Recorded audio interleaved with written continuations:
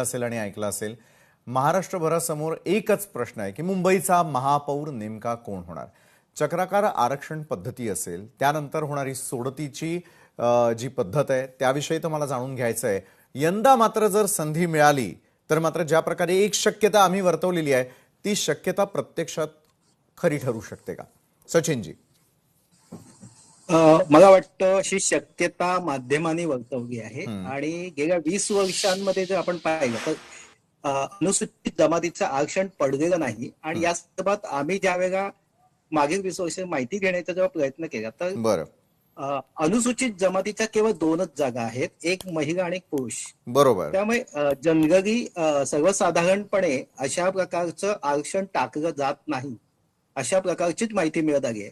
त्यामुळे अशा प्रकारचं आरक्षण पडेल भविष्यात, त्यामुळे याबाबत थोडंसं आम्ही साशंक आहोत। बरं, आणि राहिला मुद्दा असा आहे की चक्राकार पद्धतीच्या बाबतीमध्ये तुम्ही जर आता 2026च्या महापालिका निवडणुका पाहिल्या असतील तर यापूर्वीचे प्रभाग आरक्षण होते जे जे चक्राकार पद्धतीने आपण काढत होतो ते रद्द करून नव्याने काढले गेले आणि अशाच पद्धतीने महापौर पदाची आरक्षण ही नव्याने काढली जाणे अपेक्षित मानली जात होती। बरं, पण आज आज ज्या प्रकारे जे वृत्त बाहेर आले आणि त्या वृत्ताद्वारे आपल्याला कळत आहे की हे चक्राकार पद्धतीने काढले जाणार आहे आणि निश्चितच एक गोष्ट मी मग सांगतो, कदाचित कळशे साहेबांचं मला पूर्ण ऐकू येऊ शकलं नाही, मी उशिरा सहभागी झालो, बरं, पण मला आवडलं असतं कारण त्यांच्याकडून आम्हाला खूप काही शिकायलाही मिळतं।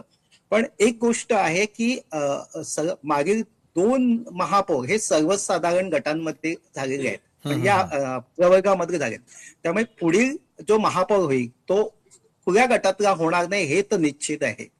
म्हणजे उर्वरित सगळे प्रवर्गातले आरक्षण हे चिठ्ठ्या टाकून त्यातून ज्याचं नसीब असेल ते लागेल, पण खुल्या प्रवर्गातल्या येण्याची शक्यता फारच कमी आहे हे निश्चित आहे। बरोबर आहे। मात्र ज्यावेळेला आरक्षण सोडतीच्या चक्राकार पद्धतीमध्ये अनेक तर्कवितर्क लढवले जात आहेत, दुसरीकडे एक महत्त्वाचा निर्णय जो उद्यावरती येऊन ठेपलेला आहे ते म्हणजे चिन्हा संदर्भातली होणारी सुनावणी। त्यामुळे प्रत्येक प्रकारचं राजकारण प्रत्येक राजकीय पक्ष खेळतोय इतका आपण समजायचं का? इव्हन एवढंच कशाला, स्ट्राईक रेटवरून थेट दिल्लीपर्यंत झालेल्या चर्चा देखील आपण ऐकल्या आणि त्यानंतर इतक्या वर्षांनी का होईना मुंबई महानगरपालिकेला आपला स्वतःचा महापौर आता मिळणार आहे आणि त्यानंतर पुढचे 5 वर्ष जे आहेत महापौर पद असेल किंवा अडीच वर्षाची जी तरतूद आहे त्या संदर्भातल्या अनेक अटी शर्तींवरती त्यावरही दावे केले जात असल्याचं दिसून येत आहे। ओव्हरऑल राजकारण आणि महापौर पद, सचिनजी, मुळात शिवसेनेकडून महापौर पद मागितलं जात आहे हे केवळ बाळासाहेबांच्या जन्मशताब्दीचं याचं कारण पुढे करून, आणि ते स्वाभाविक आहे। त्यांनी एक विनंती केली आहे, डिमांड केली आहे आणि या माध्यमातून एक माध्यमांद्वारे